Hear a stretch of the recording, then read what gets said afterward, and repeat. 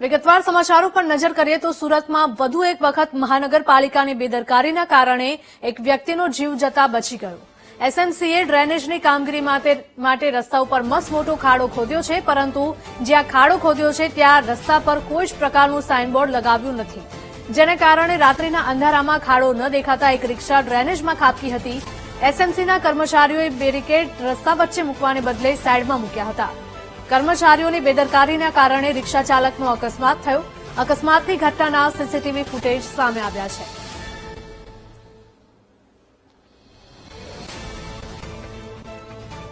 સંવાદદાતા ધ્રુવ જોડાયા છે ફોનલાઈન પર. ધ્રુવ, જણાવશો કે સુરતમાંથી એક બાદ એક બેદરકારીઓ સામે આવી રહી છે, છતાં તંત્રના પેટનું પાણી નથી હલતું.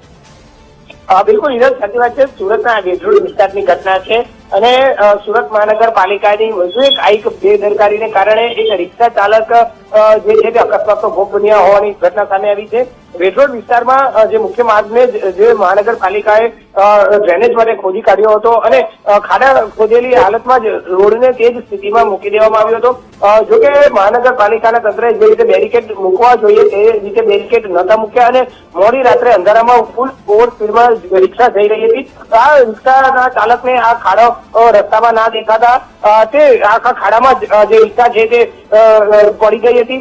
જોકે આ સમગ્ર ઘટનાના સીસીટીવી પણ સામે આવ્યા છે અને સીસીટીવીમાં જોઈ શકાય છે પૂરપાટ ઝડપે જઈ રહેલી રિક્ષા સીધી જ ખાડામાં પડી જાય છે અને આખો અકસ્માત સર્જાય છે. આ ઘટનામાં રિક્ષા ચાલકને સામાન્ય ઈજા થઈ હતી, પરંતુ મોટી વાત એ છે કે મહાનગરપાલિકાની આ રીતની બેદરકારી એ ખૂબ જ ગંભીર સ્વરૂપ પણ ધારણ કરી શકે છે.